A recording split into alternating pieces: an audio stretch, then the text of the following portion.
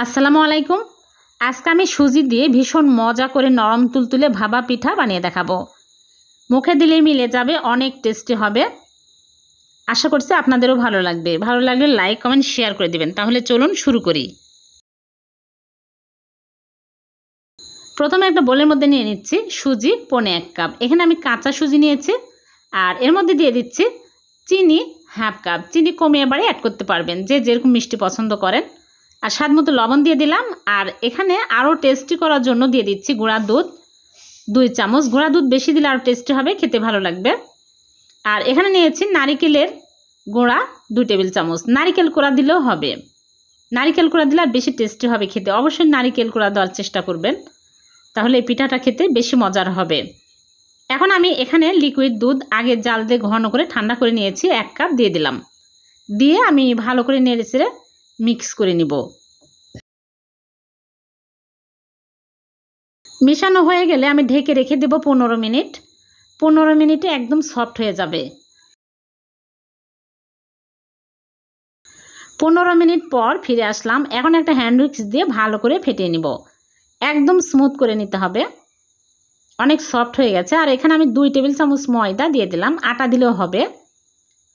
দিয়ে ভালো করে ফেটিয়ে নিব। তারপর এখানে আমি 1 প্যাকেট ইনো নিয়েছি।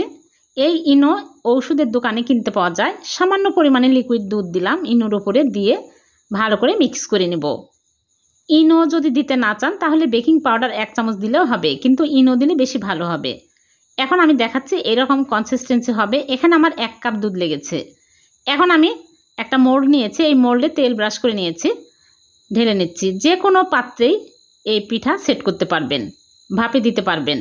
স্টিলের বাটিতে দেওয়া যাবে, কাঁচের বাটিতেও দেওয়া যাবে। সবগুলো আমি ঢেলে নিলাম। এখন আমি চুলায় একটা প্যান বসিয়ে পরিমাণ মতো পানি দিয়ে একটা স্ট্যান্ড বসিয়ে পানির বলক তুলে নিয়েছি। এখন এই মোল্ড খুবই সাবধানে স্ট্যান্ডের উপরে বসিয়ে দিচ্ছি। দিয়ে আমি চুলার আঁচ মিডিয়াম টু লোয়ে রেখে ঢেকে জাল করব 30 থেকে 35 মিনিট। ঢাকনার ফুটোটাও বন্ধ করে দিব। এক এক চুলার আঁচ এক এক রকম, কম বেশি লাগতে পারে।